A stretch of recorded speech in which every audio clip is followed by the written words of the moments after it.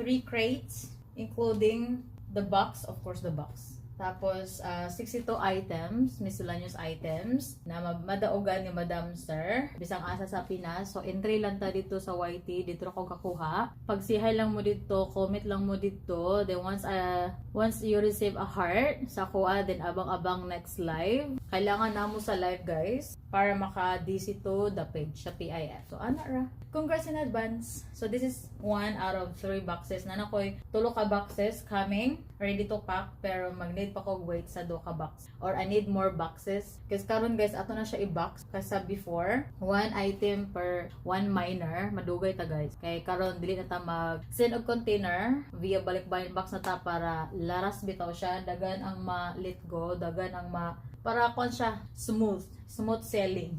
So, yes. Congrats in advance and God bless us all. Banat na tabanat.